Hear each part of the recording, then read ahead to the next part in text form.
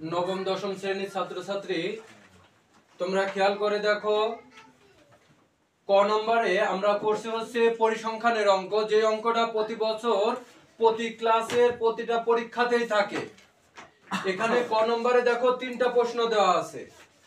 বিচ্ছিন্ন চলক অবিচ্ছিন্ন চলক কাকে বলে, কেন্দ্রীয় প্রবণতা কাকে বলে, ক্রমযোজিত গণসংখ্যা সারণী তৈরি করো। এই যে তিনটা প্রশ্ন দেওয়া আছে, এই তিনটা প্রশ্ন থেকে যে কোনো একটি প্রশ্ন অবশ্যই থাকে। আমি 1 নম্বর এবং 2 নম্বর প্রশ্নের এখানে উত্তর দিয়েছি। যে চলকের মান শুধুমাত্র পূর্ণ সংখ্যা হয় তাকে বিচ্ছিন্ন চলক বলে, আর যে চলকের মান যে কোনো বাস্তব সংখ্যা হয় তাকে অবিচ্ছিন্ন চলক বলে। এখন কথা হচ্ছে, এখানে যে পূর্ণ সংখ্যা এবং যে কোনো বাস্তব সংখ্যা, এই দুইটা সংখ্যা কি তোমাদের বুঝতে হবে। পূর্ণ সংখ্যা বলতে 1 2 3 যে সংখ্যাগুলো আছে বা 1 2 3 এই সংখ্যাগুলোকে বলা হয় হচ্ছে পূর্ণ সংখ্যা। আর এই বাস্তব সংখ্যা বোঝাতে কি বোঝায়, তোমার গরু ছাগল হাঁস মুরগি 10টা ছাগল দিয়ে দিল, 5টি হাতি দিয়ে দিল, 5টি বাস দিয়ে দিল, ট্রাক দিয়ে দিল, বাইসাইকেল দিয়ে দিল, এগুলো হচ্ছে বাস্তব সংখ্যা। আর পূর্ণ সংখ্যা মানে সংখ্যা এইগুলা। আর 2 নম্বরে কি লেখছে, 2 নম্বরে প্রশ্নে আছে হচ্ছে কেন্দ্রীয় প্রবণতা কাকে বলে। উপাত্ত সমূহের কেন্দ্র মানের দিকে পুঞ্জীভূত হওয়ার প্রবণতাই হচ্ছে কেন্দ্রীয় প্রবণতা। দেখো ক 3 নম্বর প্রশ্ন, ওখানে লেখা ছিল গণসংখ্যা সারণী তৈরি করো। যদি এরকম সংখ্যা থাকে তাহলে আমাদের এখান থেকে এই পর্যন্ত লিখতে হয়। এটা আমরা 6 থেকে শিখে আসছি। 6 এ ছিল, 7 এ ছিল, 8 এ ছিল, এখন 9 10 এ। এখন সর্বোচ্চ সংখ্যা এখানে সবচেয়ে বড় সংখ্যা 100, সর্বনিম্ন সংখ্যা কত 50। পরিসরের সূত্র সর্বোচ্চ মাইনাস সর্বনিম্ন যোগ 1, এটা শর্টে আসতে পারে। 100 মাইনাস এই যে এখানে লেখা আছে 100, এই যে সর্বনিম্ন সংখ্যা 50 যোগ 1, 100 থেকে 50 বাদ দিলে পরে 50, 50 যোগ 1 51। এখানে যেহেতু প্রশ্নে আমাকে বলে নাই যে শ্রেণী ব্যবধান 10 কি 5 নিয়ে গণসংখ্যা সারণী তৈরি করো, এজন্য আমি ধরি। আর যদি প্রশ্নে উল্লেখ করা থাকে যে 10 শ্রেণী ব্যবধান ধরে, তাহলে এখানে লিখবো দেওয়া আছে শ্রেণী ব্যবধান 10। আর যদি প্রশ্নে থাকে যে শুধু শ্রেণী ব্যবধান তৈরি করো, নির্ণয় করো, তাহলে পরে আমরা ধরে নেব, ধরি শ্রেণী ব্যবধান 10, শ্রেণী সংখ্যা 51/10। এই শ্রেণী সংখ্যার সূত্র আছে বাংলায়, কি আছে, পরিসর বাই শ্রেণী ব্যবধান, পরিসর বাই শ্রেণী ব্যবধান। এই যে 51/10, 51 10 দিয়ে ভাগ করলে 5.1। এই পয়েন্টের পরে 1 থেকে 9 পর্যন্ত, 1 থেকে 9 পর্যন্ত যদি কোনো সংখ্যা থাকে তাহলে সেই সংখ্যার আগের সংখ্যার সাথে 1 যোগ করতে হয়। এখানে 5 আছে, এই জন্য আমি 6 দিলাম। এই 1 এর জায়গায় যদি 3 থাকতো তাও 6 দিতাম, 8 থাকলেও 6 দিতাম, 9 থাকলেও 6 দিতাম। শুধু এখানে 0 থাকলে 5 থাকলে 5ই লিখতাম।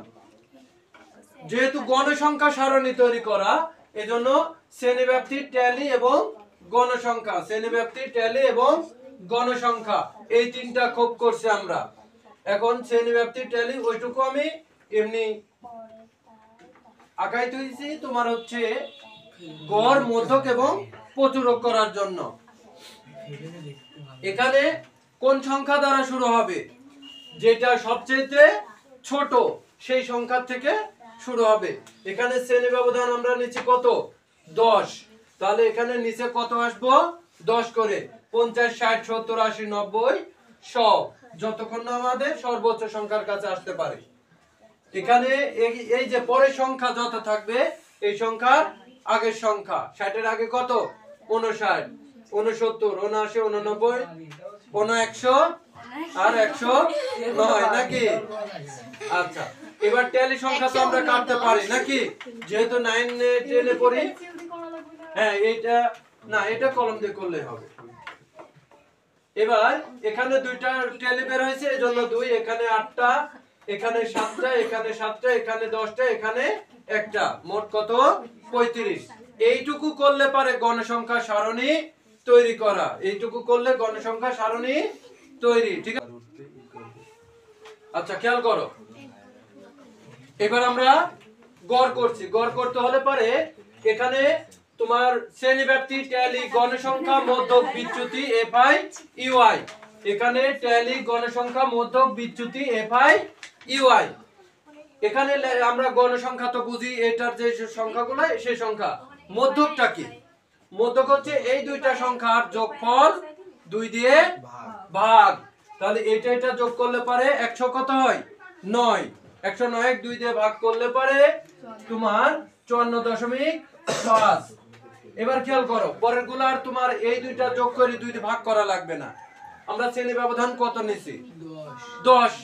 তাহলে পরে 10 নিলে আমরা পরবর্তীতে 10 করে খালি নিচে নামবো। 64.5, 74.5, 84.5, 94.5 আর 104.5। বিচ্যুতিটা কি? বিচ্যুতি হচ্ছে তোমার এখানে সবচেয়ে বড় সংখ্যা কোনটা? এইটা সোজাসুজি একটি 0 দেওয়া, উপরে যাবে হচ্ছে -1 করে বাড়বে, -1, -2, -3, -4, নিচে আসবে যোগ, +1, +2, +3 যদি আরো থাকতো, যেহেতু একটা আছে একটাই।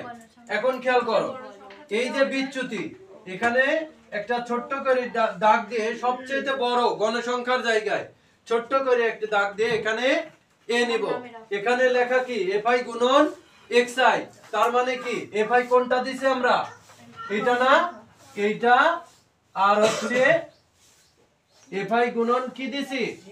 ইউআই হবে। এফআই গুণন ইউআই, অর্থাৎ এই দুইটা গুণ হবে। -4 দুগুণী 8, -3 আষ্টা 24, -7 দুগুণী 14, -7 অক্ষে 7, 10 শূন্য 0, 1 অক্ষে 1। এখানে লিখবো সামেশন এফআই গুণন ইউআই। এবার আমাদের কাজ হচ্ছে এই যে বিয়োগগুলো আছে, সব বিয়োগগুলা এক জায়গায় যোগ করা। বিয়োগগুলো এক জায়গায় যোগ করব। তাহলে সব বিয়োগে ওখানে কত আছে খেয়াল করে দেখো, কত হয়েছে? 53 হয়েছে। তাহলে বিয়োগে কত আছে? 53। আর যোগে কত? 1। তাহলে 53 থেকে 1 বাদ দিলে পরে কত হয়? 52, -52। তাহলে মাইনাস কত? 52। এবার গড়ের সূত্র দেখো। গড়ের সূত্র কি? a plus summation FI UI divide by n গুণন এইচ। এই যে a এর মান আমরা পাইছি না? কত পাইছি? এই যে 94.5 সামেশন এফআই ইউআই এর মান এখানে কত পাইছি আমরা? -52। n মানে কি? 35 গুণন h মানে শ্রেণী ব্যবধান। এখানে শ্রেণী ব্যবধান 10 ছিল, 10।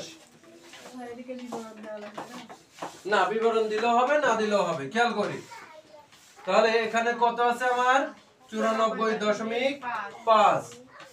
এখানে যদি বিয়োগ থাকে তাহলে এই যোগ আর বিয়োগে অর্থাৎ প্লাস মাইনাসে আমরা কি দিয়ে নেব? আগে মাইনাস দিয়ে এটা দিয়ে এটা ভাগ করে এটার সাথে কি হবে? গুণ। এই 52 ভাগ 35 গুণন কত? 10। 52 ভাগ 35 গুণন 14.857। আচ্ছা, তাহলে 54.5 94.5 বিয়োগ 14.857, এটা থেকে এটা বিয়োগ করলে কত হয়? 79 অর্থাৎ 79.643। এটাই উত্তর।